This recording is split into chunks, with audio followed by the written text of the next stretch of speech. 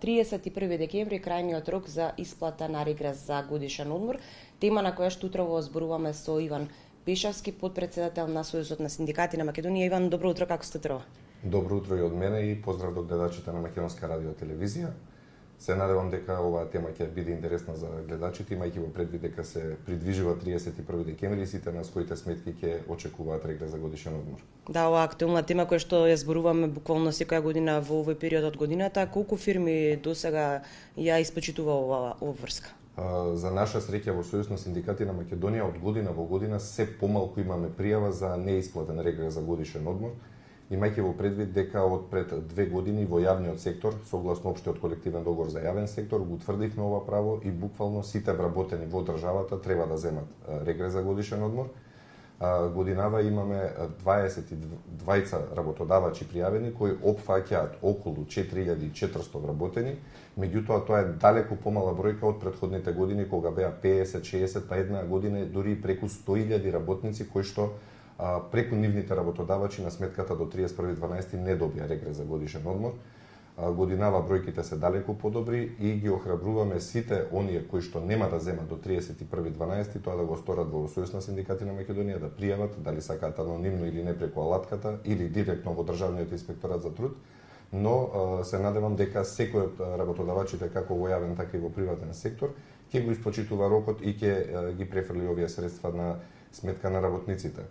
За подсетување на гледачите, од вкупно 690.000 вработени во државата, подсетуваме дека преку МПИНот имаме податоци 511.000 работници земаат плата. Тоа значи дека преку 130.000 вработени во јавниот сектор на својата сметка минимум до крајот на годината треба да добијат 12.300 денари. Зборувам за сума која што е утврдена во општиот колективен договор за јавен сектор.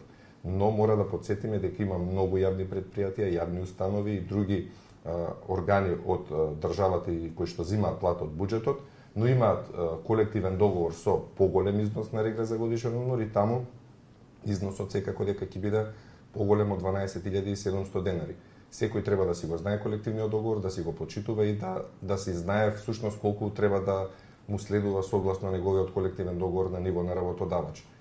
За разлика од јавниот сектор, многу поинтересен и приватниот сектор, бидејќи голем дел од работодавачите се освестија, имаат многу подобри, да кажам, од јавниот сектор колективни договори и поголеми права, каде што имаме износи утврдени до 100%. Такви позитивни примери низ годините исплаќаат и 13-та плата, и бонус плата, и новогодишен надоместок, и секако регрес за годишен одмор во 100%. Но минимумот кај останатите работодавачи кои што немаат колективен договор и се повикуваат на општиот колективен договор за приватен сектор, мора да исплатат 40% од последната просечна плата кога ќе го исплатат регресот за годишен одмор, и тоа значи дека ако чекаат 31.12, 18.100 денари се минимум кои што треба да ги префрлат по вработен на секој ден во компанијата. Има ли секој работник право на регрес за годишен одмор? Да, повторувам дека секој работник во државата, без разлика дали е во приватен или во јавен сектор, има право на регрес.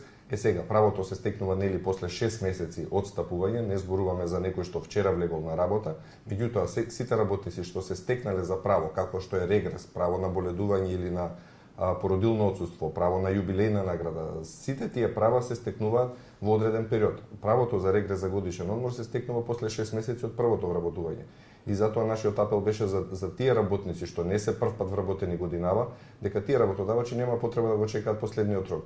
Убаво ќе биде да го дадат регресот за годишен одмор пред летните одмори, бидејќи за тоа е и подпишан, да може едно семејство да се опушти, да отиде на годишен одмор, да ги наполни батериите и да биде попродуктивен кој ќе се врати од тој годишен одмор.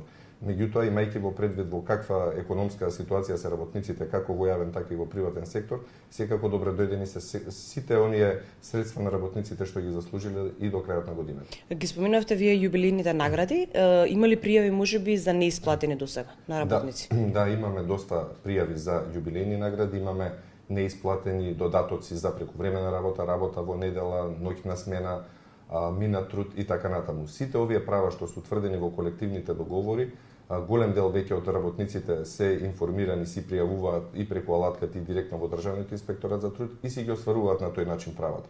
Има дел од нив кои што нема да завршат со пријава позитивно, па се доведени во ситуација да си вештачат и да си тужат. Меѓутоа се надевам дека веќе свесност и ке работодавачите е подигната да сите овие права што се утврдени и подпишани ги испочитуваат во рокот за кој што се поднесени барањата од работниците. Што во случај ако не се исплати, а дека се вратиме повторно на К15? За било кое право што е утврдено во колективен договор, доколку не се исплати, работникот е должен да си пријави. Повторувам, или преку алатката ССМ и работнички права, каде што директно сме ние поврзани со Државниот инспекторат за труд, но има луѓе што не знаат за Сојуз на синдикати на Македонија и на алатката, па си одат директно во Државниот инспекторат за труд, што исто така е добар пат да се ги остварат своите права од работен однос.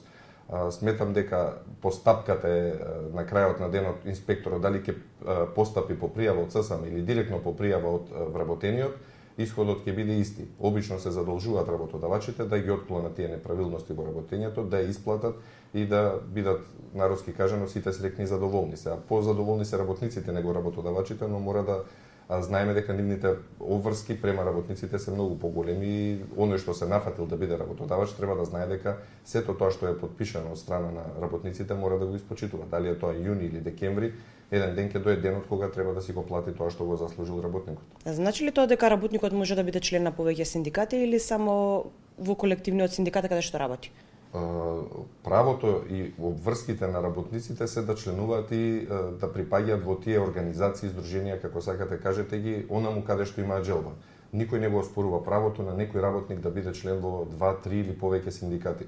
Така што нашиот апел е дека да има што повеќе права за работниците без разлика тие дали се членови или не членови. Ние најголем дел од пријавите кои што ги имаме во Сојуз на синдикати на Македонија се од не членови во ниеден синдикат поради неможноста да се зачленат или неинформираноста како е постапката да се зачленат.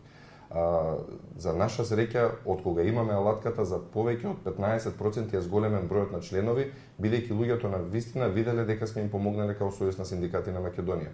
Затоа ги охрабрувам сите што не се членови, да не излезе дека ние агитираме само за Сојуз на синдикати на Македонија. Бидете членови во сите организации што ги штитат вашите права.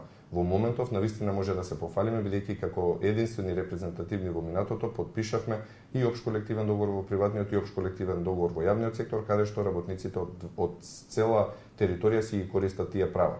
Подсетуваме дека многу повеќе имаме вработени во приватниот сектор, поголем е мотивот, поголеми се платите, подобри се условите за работа и правата кои што се утврдени во тој колективен договор, но во последниве години навистина многу направивме и за сите вработени во јавниот сектор. Исто имаат право и на јубилејна награда, и на ноќна работа, и на прекувремени часови, и на регрес за годишен одмор и така натаму. Останувате што 2 недели до крајот на годината, ќе се вклучиме уште еднаш до 31 декември да видиме каква е ситуацијата на терен. Благодарам на одвоеното време. Благодарам и вас на можност.